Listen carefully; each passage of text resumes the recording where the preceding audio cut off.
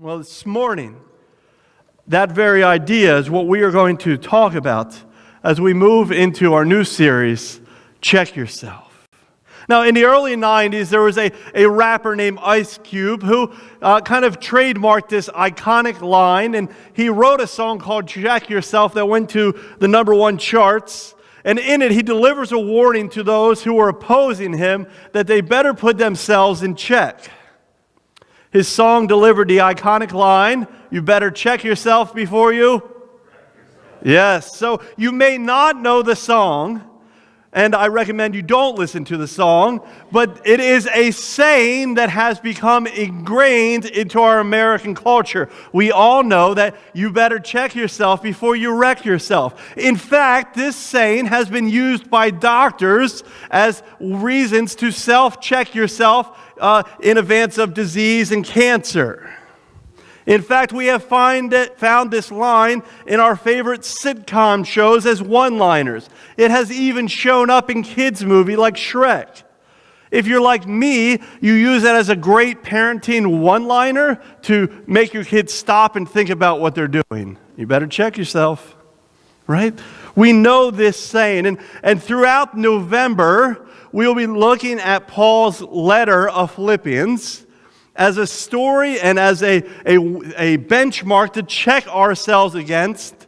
And this is a church that has pursued and proclaimed and spoke and understood and bought into the gospel really, really well. And so using them as a benchmark to check our own selves by. Check Yourself is our 4-week, I do not have control. Check Yourself is our 4-week Sunday morning series through Philippians, which encourages us to check ourselves to make sure that we are postured in love, knowledge, and depth with our gospel fluency. We are postured with love, knowledge, and depth with our gospel fluency. This letter is written to a gospel-driven community, and it has great implications to those of us who want to be postured as a church community with more intentionality with the gospel. Now, Philippians is one of the shortest books of the Bible, but it's also regarded as one of the most beautiful. Time and time again, if you look at the story of Philippians in commentaries, they refer to this letter, this short book, as beautiful. We see a different side of Paul. Paul's not rebuking people. Paul's encouraging people. The book of Philippians was written by Paul while he was stuck in prison. And some have suggested that Paul writes to the Philippians from Caesarea or Ephesus, but traditionally most people and most commentaries and historians believe Paul is writing from Rome. The city of Philippi no longer exists, though its remains can be found in what is now northern Greece. And that's some of its remnants there. Philippi was actually named after Alexander the Great. So think Roman history, think Roman the Great, and his dad's name was Philip. So Philip, Alexander the Great's dad, chose and built this city at a prime location. It was well protected. There were hills that were coming out of the Asian countryside that protected it. And it was chosen along what would become Rome's greatest road, the road that would move people and things from Europe to Asia. This city of Philippi sat right along this road of progress. Historians have pointed out that in many ways, Philippi had become a mini Rome. They wore Roman dress, and every part of their economy and law and every part of their culture had kind of revolved around the ways of Rome.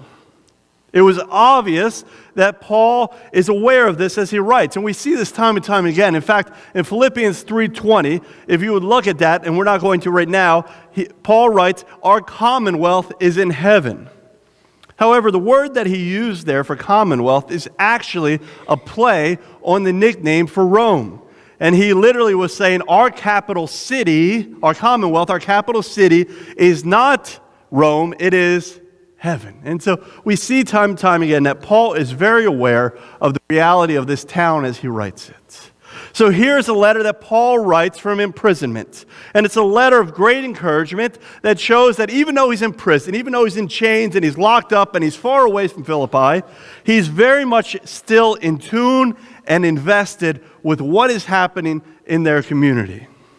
Philippi is on the line between Asia and Europe, and really it makes Philippi the first European church plant. So in early church history, we have the Jerusalem church, then we have the Pauline churches. This is the first to really start the European churches.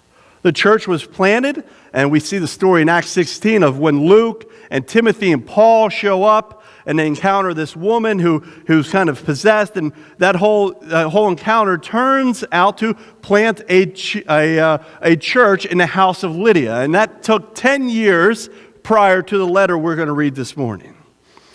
Paul had visited them twice since then, and one 5 years prior. And this church was predominantly non-Jewish. There was not a lot of Jewish people in this town because it was on the road in between Asia and Europe. It was a town that had very much become highly pagan and highly Gentile, and so the church was as well.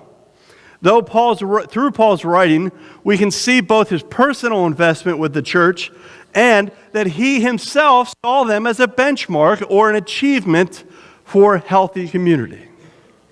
The growing church in Philippi had heard of Paul's imprisonment, and there were rumors of his looming fate.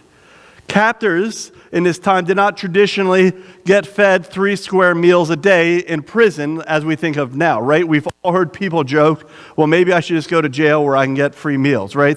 That is, one, not even a true statement of today, but if we would understand how prison worked in this time, it was even less than that. You depended on your friends, your family, or your savings to survive in jail. So if you didn't have money, friends, or family, you didn't eat, and if you don't eat, we all know what happens. Captors did not traditionally supply for their own needs, for the prisoners' needs and foods, and so the church realized this. They hear Paul's imprisoned, and the church in Philippi begins to collect money for Paul's hardship. They pass the hat, they pass a plate, whatever you want to call it, and they put a whole bunch of money together for Paul. And they decide that not only are we going to send Paul money, but we're going to send Paul help. And so they call one of their church leaders, Ephraitus, and he takes the money and he leaves for Rome. Now, he shows up and he presents the money to Paul, and he says that I am also part of the gift. I am to be your assistant, and I am going to work alongside you while you are in prison. I'm going to walk with you in this time. So while visiting Paul, though, and sadly, Ephraitus, he becomes seriously ill. And luckily he gets better, we believe, but Paul eventually sent him back to the church in Philippi with a letter of gratitude. Thank you for the help. Thank you for the assistance. Thank you for the money. It has been a great encouragement to me. And that thank you letter that he sent back with Ephraitus is what we are going to read this morning. The book of Philippians, as we call it, is nothing more than a thank you letter that Paul sent back to a church who had fully bought into his gospel mission. So this is where we're going to pick up this morning. As we begin to think about this series, I want to read just 2 commentaries that kind of give us an oversight of what we're going to be seeing. The Layman's Bible Commentary says, the occasion of the letter is not doubtful. Paul's primary purpose when he wrote Philippians was to say, thank you to his old friends for their generosity. But he also used the occasion to persuade them to mend certain little rifts that were appearing in their fellowship and give them news about Ephraitus and about himself. And T. Wright says, the confidence Paul has throughout this letter is that God himself is a finisher as well as a beginner. The particular work which he has begun and will finish is the work of grace through the gospel in the hearts and the lives of the Philippian Christians. Now, this morning we are going to be looking at Philippians 1, 3 through 18. And you're going to find the text overhead, but I encourage you, if you are unable to see, to look and follow along in the Bible. The other thing I would encourage you is to pay attention to what stands out to you as we read through this passage. I encourage you to look at what verses kind of sit uncomfortably with you or what kind of ones encourage you. And a lot of times when we read Scripture and we begin to see, okay, that makes me uncomfortable, or I like that part, those things are places that the Lord is inviting you to kind of sit with and to grow into. And so I encourage you this week, if anything stands out to you in this passage, just sit with it throughout the week. Philippians 1:3 through 18. I thank God every time I remember you in all of my prayers for all of you. I always pray with joy because of your partnership in the gospel from the first day until now, being confident of this, that he who began a good work in you will carry it on to completion unto the day of Christ Jesus. It is right for me to feel this way about all of you, since I've had you in my heart, and whenever I am in chains or defending and confirming the gospel, all of you share in God's grace with me. God can testify that I long for all of you with the affection of Christ Jesus. And this is my prayer, that your love may abound more and more in knowledge and depth and insight, so that you will be able to discern what is best and what is pure and blameless for the day of Christ, filled with the fruit of righteousness that comes through Jesus Christ to the glory and praise of God. Now, I want you to know, brothers and sisters, that what has happened to me has actually served to advance the gospel. As a result, it has become clear throughout the whole palace guard and to everyone else that I am in chains for Christ. Because of my chains, most of my brothers and sisters have become confident in the Lord and dare all more to proclaim the gospel without fear. It is true that some preach Christ out of envy and rivalry, but others preach out of goodwill. The latter do so out of love, knowing that I am put here for the defense of the gospel. And the former preach Christ out of selfish ambition, not sincerely, supposing that they can stir up trouble for me while I am in chains. But what does that matter? The important thing is that in every way, whether from false motives or true, Christ is preached. And because of this, I rejoice. Now, it is more than obvious that the church in Philippi has a very, very special place in the heart of Paul. Here, even when he mentions his prayers, it's obvious that Paul is bubbling over with encouragement and love and gratitude for them. Throughout this short letter, Paul constantly refers to them as bringing joy to him. And we actually see some form of the word joy appear 19 times throughout this whole book. However, it's in this passage that we first and foremost find the reason for Paul's joy, the partnership of the church. The partnership of the church. Paul had viewed the church as his co-laborers and co-workers. You share in the grace. You are in my heart. Likewise, when we see the church send money and an assistant to aid Paul, we witness the reality that Paul to the church was also a co-laborer and co-worker, and they realized that they were in partnership with him and he wasn't able to work, so they needed to help him. And so we see this beautiful sense of partnership beginning to take place. Paul writes in Philippians 1:4 about this partnership. I always pray with joy because your partnership in the gospel from the first day until now. It is because of this partnership they share that Paul tells them, I long to greet you with the affection of Christ. Now, some older translations, especially the King James, will use the word bowels there. I long after you with all of the bowels of Jesus Christ. That's a funny way of saying, but both of these are statements of saying that, in all honesty, I love you, and I long to love on you, as we say today, with everything that I am. Now, to the Jewish people, our heart wasn't the most important part. Our stomach was. It's the place where you make your decisions. It's the place that gives you gut reactions. And to them, that was pretty much like the most important part. So it was kind of not uncommon to say, I love you with all of my bowels, right? When Valentine's comes up, let's not try that one. This is one of the key concepts, this idea of partnership. And we see that it not only defines the start of Paul's letter, but also the whole book of Philippians. I want to explore it in its fullness this morning. Now, Layman's Bible commentary explains this idea of partnership like this. The basic meaning of this partnership is sharing. The idea of their united Christian action cannot be excluded, but Paul, is properly thinking mostly of the very tangible expression of their Christian fellowship, which had invoked this letter, the gift of money. And N.T. Wright goes on, he says, in fact, this letter is all about partnership. In other words, all of Philippians is about partnership. One of the big important words in Paul's vocabulary. It is sometimes translated fellowship, but it clearly has a practical, even financial implication, which our word fellowship doesn't always carry, right? We're having a fellowship meal today. Do we tend to think of that as much work for us to do outside of cooking or being there? And we don't really think of it as a financial aspect. It's a different idea to the Jewish people on what fellowship looks like. In Paul's world, it was the normal word for a business partnership, in which all those involved would share in doing the work on one hand and the financial responsibility in the other. The word for fellowship there is koinonia.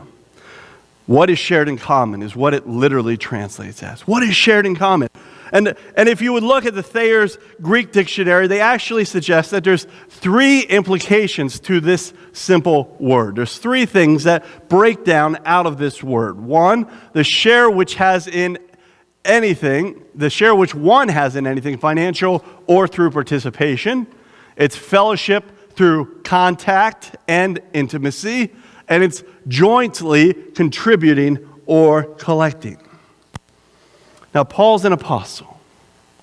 He's this forward-moving and thinking guy, right? Apostle, translated, apostolos, is actually sent one. Paul is accurately described as being the sent one. Paul's an avid vagabond and traveler who is always busy at pioneering and looking for places to advance the kingdom of God. We might say he's always looking to gain new ground for the church. Now, the worst thing that can happen to an apostle is when somebody stops them from pioneering or being sent.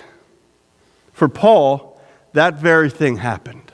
His worst possible nightmare became true when he's bound with chains and put into imprisonment in Rome. He can no longer make tents to support himself. He can no longer travel and meet face with those he was investing in. He could no longer gain new ground for the church and for God's kingdom. However, Paul finds, as he's sitting in jail, that the church in Philippi has caught the vision. They're excited about the gospel message. They're excited about Paul's work, and so they pass the hat, they send him money, and Paul finds that even though he's now in custody, the partnership of the church in Philippi and Ephraitus has equipped him to really proclaim this subversive message of the gospel. So even though Paul's in jail, he has an assistant, he has money, and he can continue his work. It is in this era that the apostle is locked up and locked down that we find Paul writing what we often call as the prison letters: Ephesians, Philippians, Colossians, and Philemon. And some of those are the most bold, encouraging, confident letters of Paul's ministries. And I think they have to be contributed to the partnership in which Paul is encouraged by. This is what gives Paul joy. As a result of their support, Paul confidently understands now that there's no project that God has started that he won't see finished. He will not allow any of his plans to be derailed, and Paul is able to continue in his mission thanks to the support of this church. Paul also knows that the church in Philippi still has a part to play for the gospel. Because of his experience, we find Paul overtly confident that God will finish the work he started in the church of Philippi as well. And it's because of this joy and confidence that has resulted from their partnership that Paul shares his letter that he's praying for them. And the things I want us to take away this morning are what is included in what Paul is praying for them.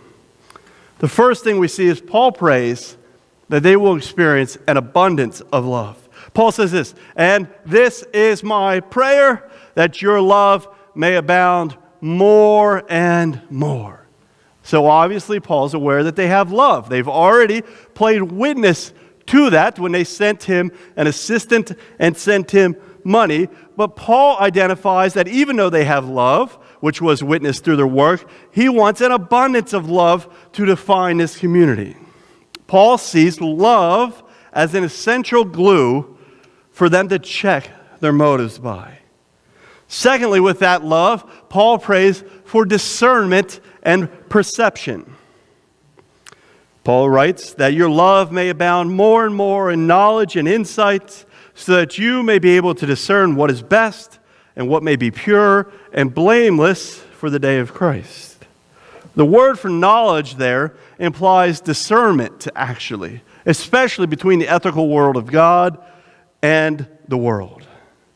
The word for insight is a word that can be translated as perception, and it really speaks to kind of a self-awareness or awareness of what's happening around them. Paul desires that they not only grow in love, but also in knowing how to walk the path and how to check themselves, mirror themselves, make sure they're on the right path, so that they can spread the gospel throughout their lives without tainting themselves or their message. Now, thirdly, Paul hopes that they can see their persecution as a gospel opportunity, just as he has. Though the church is growing, and if you would study the church in Philippi, it is a growing church. It is a European church on fire. They are catching the vision, but they are not void from trial and persecution. They have given Paul an encouragement in his persecution, allowing him to continue on. But he hopes to invest that same encouragement in them. Paul has come to find his situation, his persecution, as gospel opportunity. He hopes and wants to encourage the church in Philippi to see that their persecution or whatever opportunities they have are also gospel opportunities. Paul goes on to share that his chains have become a prophetic witness that has allowed him to proclaim or make loud the gospel without fear to even his palace guard. And likewise, Paul shares that others have been encouraged by seeing Paul's ability to declare the advancement of the gospel. Paul prays that this church will be loving, it'll be wise, it'll be self-aware, and that it will use opportunity for the gospel. Now, lastly, Paul reminds those that who spread the gospel out of goodwill to do so out of love, but they do not need to occupy themselves with others' motives. Paul says, "It is true that some preach Christ out of envy and rivalry, but others out of goodwill." Now, Paul goes on to say that those who preach out of goodwill are those who preach and pursue the gospel out of love. It is that very love that Paul has prayed for an abundance of. He also tells them that they should be concerned with why they are doing it, but not the reason others are doing it. They should be just concerned that it's getting done. In other words, the outward motion part of the gospel, not the meeting together, is the most important. Now, do you ever notice that those who are most judgmental are usually those who are doing the least work? Those who are the most judgmental are usually those who are doing the least work. Paul is making sure that his church realizes the forward motion of the gospel is the most important thing, and that they are to all be doing it. You're not supposed to sit around and judge, okay, that person's doing it out of bad motive. Paul says, all that's useless. I don't care even if they're stirring up trouble for me here in jail while they do it. The most important thing is that the gospel of Christ is being preached.